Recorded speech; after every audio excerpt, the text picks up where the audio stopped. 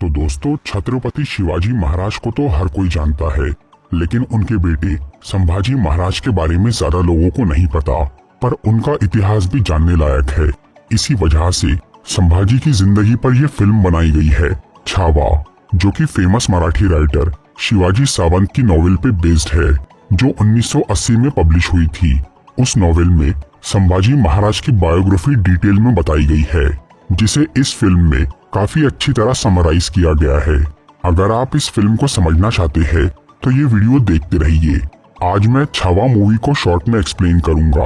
तो आइए देखते हैं। ये कहानी है 17वीं सदी की, जब मराठों और मुगलों की लड़ाई चल रही थी।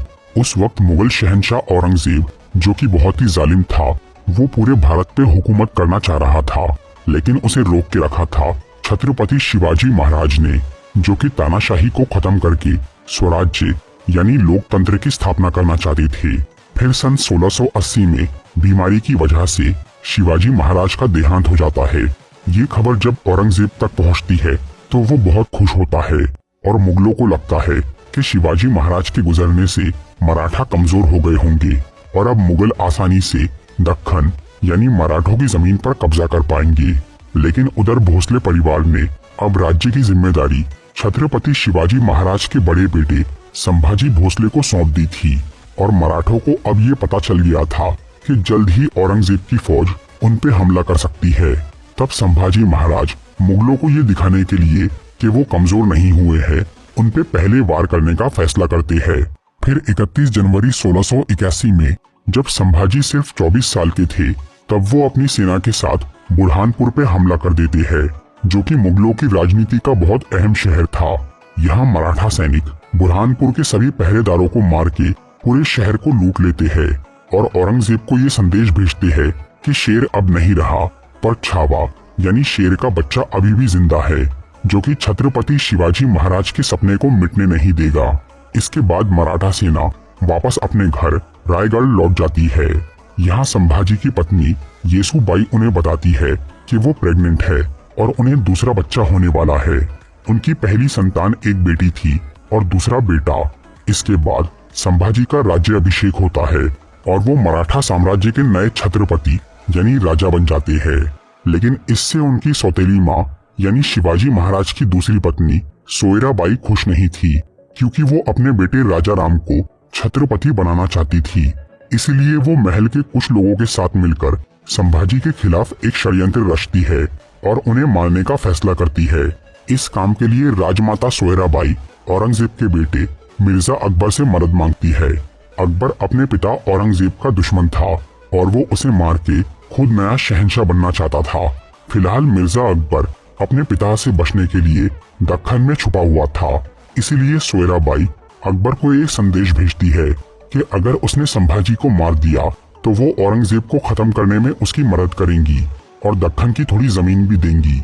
ये खबर सुनकर अकबर संभाजी महाराज से मिलने की विनती करता है, जिससे राजमाता और उनके साथियों को लगता है कि उनकी चाल सफल हो रही है और अकबर संभाजी से इसीलिए मिलना चाहता है ताकि वो उन्हें मार सके।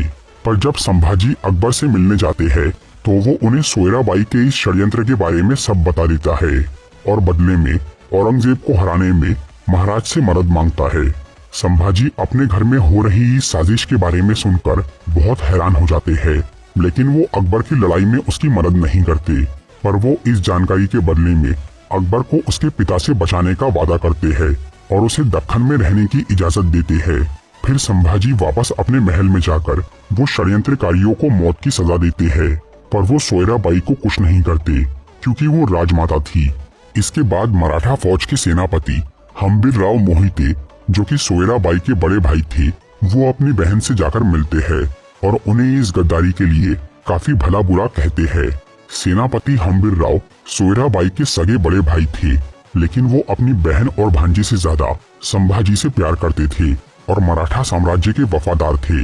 लेकिन सोयराबाई किसी भी तरह अपने बेटे को राजा बनाना चाहती थी और जब उनकी ये इच्छा पूरी नहीं हो पाती तो वो काफी बीमार रहने लगती है और कुछ समय बाद उनकी मौत हो जाती है।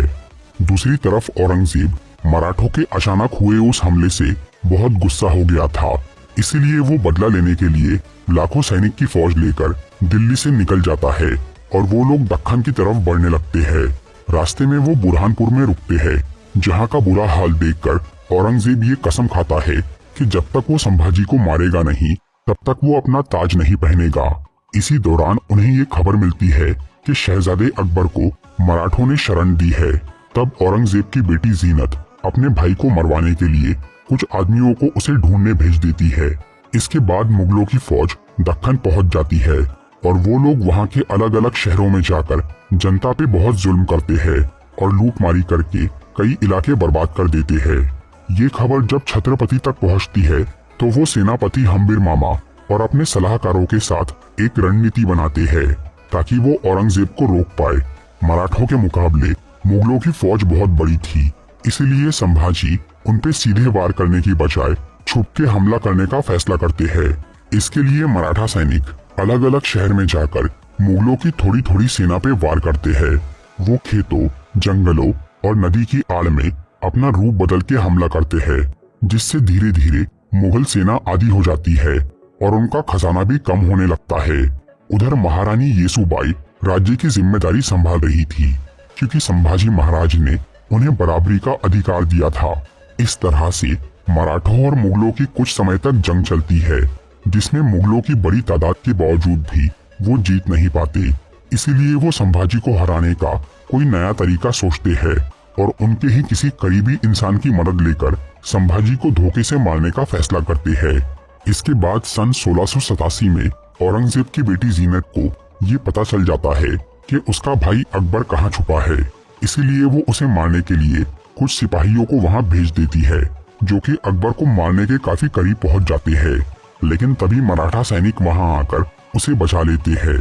तब अकबर को लगता है कि उसका वहाँ रहना सुरक्षित नहीं है, इसीलिए वो संभाजी के पास जाकर उन्हें बोलता है कि वो हिंदुस्तान छोड़कर जाना चाहता है, जिसके लिए महाराज इजाजत दे देते हैं।